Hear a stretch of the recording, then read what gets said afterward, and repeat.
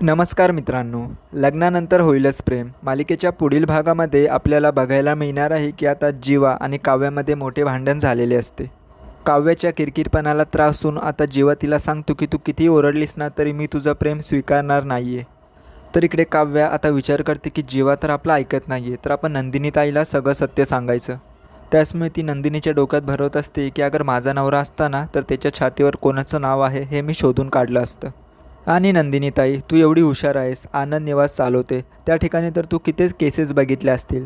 तूच विचार कर, कोणीही एकतर्फा प्रेमामुळे आपल्या छातीवर त्या मुलीचं नाव टॅटू करतो का? तुला जराही असं वाटत नाही का जीवाच्या आयुष्यातील ती मुलगी कोण आहे? जीवाचं अजूनही तिच्यावर प्रेम आहे का? नंदिनी ताई, तू तुझ्या संसाराशी खेळतेस, बघ माझं काम तुला सांगायचं आहे. तर मित्रांनो, आता काव्याने नंदिनीच्या डोक्यात संशय टाकला आहे.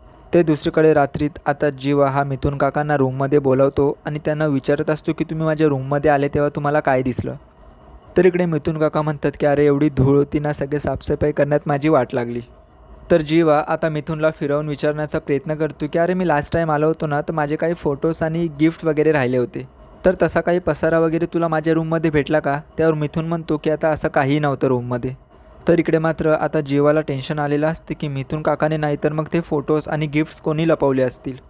तर प्रेक्षकांनो, तुम्हाला काय वाटतं, जीवा आणि काव्याचे ते फोटोज आणि गिफ्ट्स मिथुन काकांनीच लपवले आहेत की यामागे कोणी तिसरा व्यक्ती आहे? कमेंट करून सांगा.